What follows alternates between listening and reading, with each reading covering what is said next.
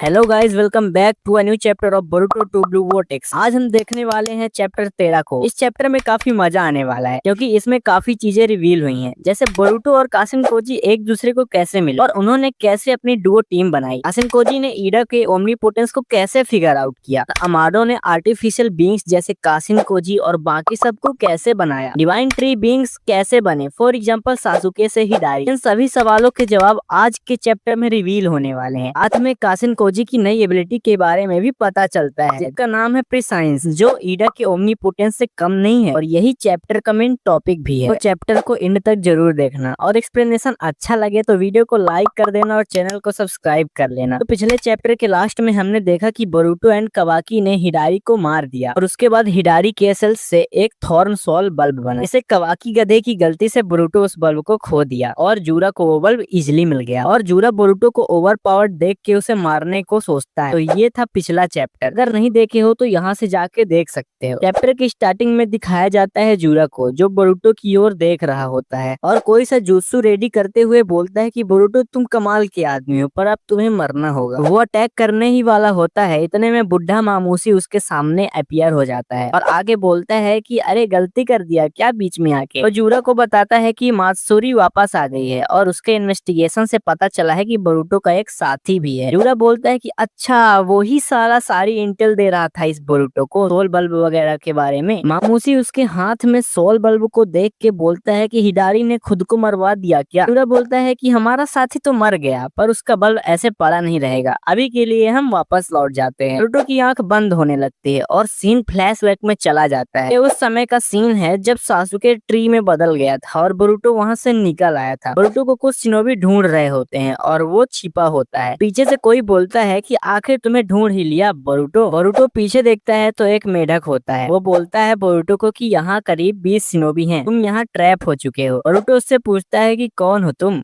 मेढक भैया बताते हैं कि मैं सर्च पार्टी का आदमी नहीं हूँ, अगर होता तो तुम्हें अभी को पकड़वा दिया होता। उसके बाद बोरुटो उससे पूछता है कि बता तेरे मोटिव क्या हैं। मेढक भैया बोलते हैं कि मैं तुम्हें सब बताता हूँ, तुम एक काम करो मेरी बैग पे टच करो, सबसे पहले हम यहाँ से निकलते हैं उसके बाद बात करेंगे। बोरुटो कुछ सोचने लगता है, तभी मेढक भैया बोलते हैं कि कहीं तुम्हें मेढक से डर तो नहीं लगता ना। उसके ये बोलने के बाद बोरुटो इंस्टेंटली उस पे हाथ रख देता है और हाथ रखते ही वो समनिंग जुत्सु की हेल्प से कासिन कोजी के अड्डे में पहुंच जाता है। उधर पहुंचने के बाद बोरुटो कोजी से पूछता है कि हम कहाँ हैं। कासिन कोजी उसे बताता है कि हम लोग ओरोचिमारू के एक अड्डे में हैं, जो लैंड ऑफ विंड के पास है और मैंने इस अड्डे के चारों ओर गेंजुत्सु बना के रखा है, तो शायद ही कोई हमें ढूंढ पाएगा। और ये भी बताता है कि ये जो मेढक है वो एक साइंटिफिक निंजा टूल है जो उसके चाकरा की हेल्प से मूवमेंट करता है। बोरुटो ये सब सुन के उससे पूछता है कि कौन हो तुम, कुछ जाने जाने से लग रहे हो। कोजी मास्क पहनकर पूछता है अब याद आया कुछ। बोरुटो शॉक्ड हो जाता है और कासिन कोजी उसे अपने बारे में बताता है कि वो एक आर्टिफिशियल बीइंग है जिसे अमाडो ने बनाया है। बोरुटो बोलता है कि कासिन कोजी मैं तुम्हें कैसे बोल सकता हूँ, तुम ही ने मिस्टर ओ को मारा था और मुझे और मास्टर कोनोहामारू को भी मारने की कोशिश किए थे। कासिन कोजी पोलाइटली पूछता है कि क्या तुम बोरुटो ओजुमाकी हो जन्म से ही। बोरुटो कंफ्यूज हो जाता है कि अरे ये क्या पूछ रहा है। कासिन कोजी उससे सीरियसली यस और नो करके पूछता है। बोरुटो उससे पूछता है कि तुम्हें ओमनीपोटेंस के बारे में पता है क्या। कासिन कोजी रिप्लाई करता है कि मुझे नहीं पता ये ओमनीपोटेंस वगैरह, मेरे माइंड में अभी भी तुम इसिकी के वेसल ही हो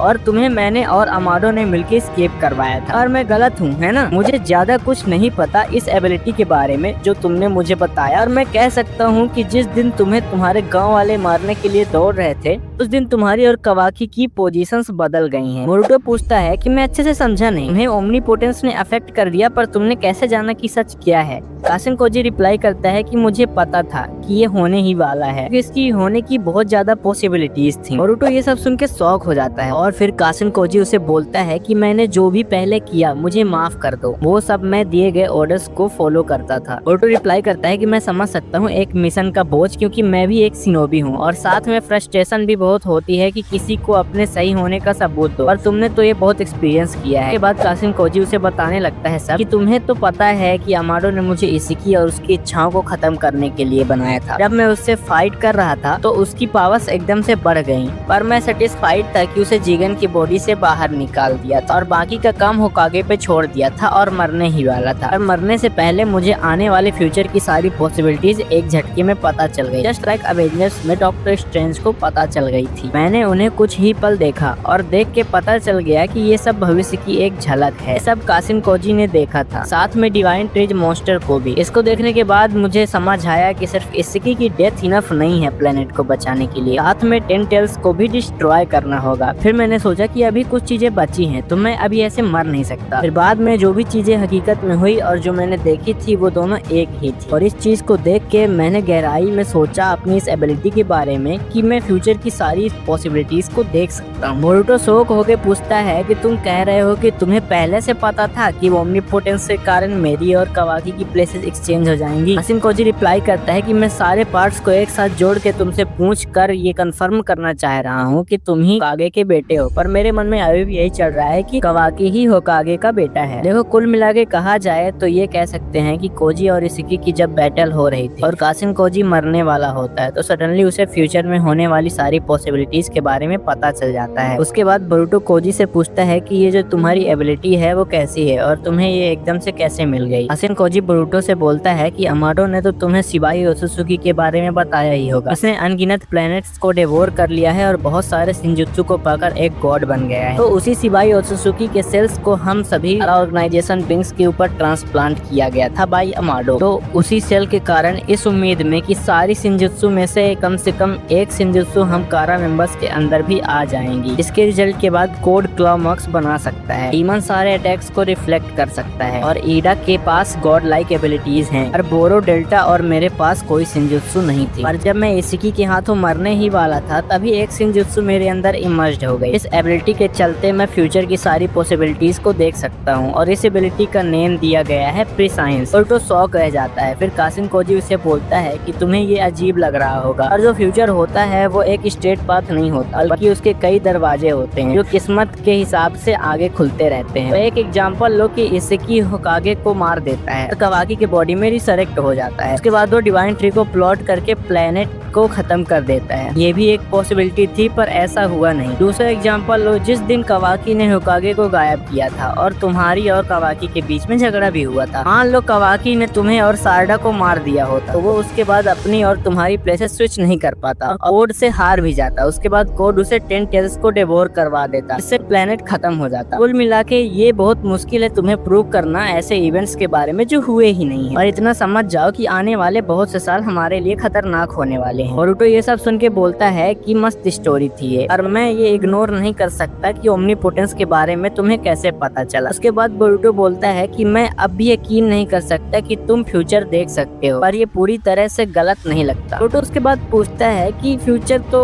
होगा ही, उससे देख के क्या मिलेगा। कासिन कोजी उससे बताता है कि मान लो जैसे तुम अभी अपनी जान बचा के भाग रहे थे और अभी की तरह अगर तुम कहीं फंस जाओगे तो इस एबिलिटी की हेल्प से तुम्हें सारी इंटेल मिल जाएगी और तुम बच जाओगे। बोरुटो बोलता है कि हाँ ये तो यूजफुल है। कासिन कोजी उसे बताता है कि इस एबिलिटी से तुम फ्यूचर में जितने भी जुत्सु सीखोगे वो मैं तुम्हें अभी अपने एबिलिटी से देख के सिखा दूंगा। बोरुटो बोलता है ये तो बढ़िया चीज है, क्या ये पॉसिबल है? कासिन कोजी बताता है कि मैं जो भी देखता हूँ उसी के बेसिस पे बता रहा हूँ और इस एबिलिटी से सासुके उचिहा को कैसे बचाना है वो भी पता चल जाएगा। पर सबसे पहले मुझे ये जानना होगा कि सबसे बेकार फ्यूचर क्या हो सकता है। उसके बाद कासिन कोजी वॉश फ्यूचर के बारे में बताता है कि 10 टेल्स कोड के कंट्रोल से बाहर चली जाएगी। न्यू डिवाइन ट्रीज पीपल हमारे सामने आएंगे जिनके पास खुद की अपनी अपनी अवेयरनेस होगी। इन टेल्स के रूट्स और ब्रांचेस को डिस्पोज करना मुश्किल है। कुल मिला के मुझे डिवाइन ट्रीज पीपल ही दिख रहे हैं और उनसे सबसे खतरनाक है उनका लीडर जूरा और बोरुटो वो तुम्हें मारने वाला है। बोरुटो थोड़ा सीरियस हो जाता है। कासिन कोजी बताता है कि ये पक्का नहीं है पर बहुत से फ्यूचर्स इवेंट में ऐसा हो रहा है और सिमिलर बाकी के साथ भी है कि उसे डिवोर करवा के प्लेनेट खत्म हो गया है। पर ऐसा नहीं होना चाहिए क्योंकि infinite number of future events देखने को मिलते हैं पर हम इस इवेंट को इग्नोर नहीं कर सकते। और ये जान लो कि हमारा फ्यूचर शुरू हो गया है हर वक्त बदलने के साथ साथ। बोरुटो बोलता है कि इतना जान लो मिस्टर कोजी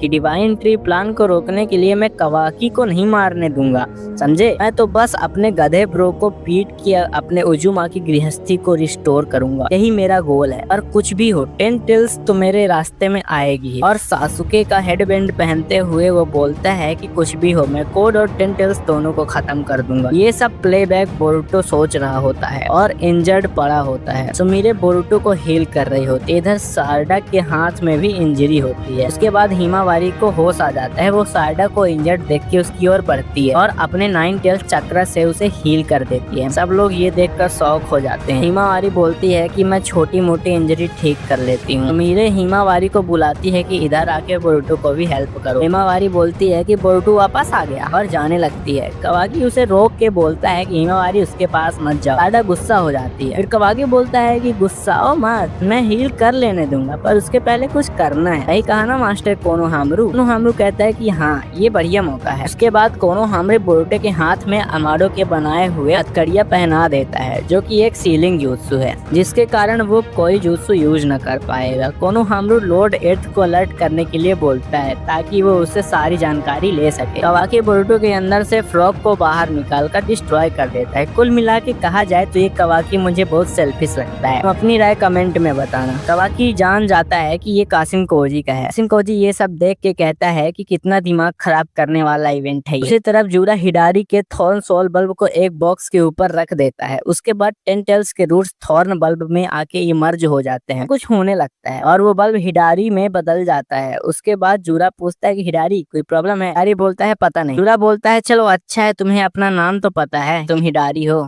फिर मात्सुरी जूरा को बोलती है कि समय हो गया ना, मैं इस पल के लिए वेट ही कर रही थी, मुझे देखना है कि क्या बनता है। जूरा बोलता है ठीक है, हार्वेस्ट करो इसे। मात्सुरी एक सोल बल्ब को डिवाइन ट्री से तोड़कर उसे बॉक्स के ऊपर रख देती है, जस्ट लाइक हिडारी के बल्ब के साथ किए थे। जूरा बोलता है कि अब तुम्हें क्या नेम दूं? इसका मतलब है कि उस सोल बल्ब से एक नया क्रिएचर बन गया है। और यहीं पे होता है चैप्टर समाप्त। अगर एक्सप्लेनेशन अच्छा लगा हो तो लाइक कमेंट शेयर जरूर कर देना और चैनल को सब्सक्राइब करना मत भूलना। मिलते हैं अगले चैप्टर में, तब तक के लिए बाय बाय।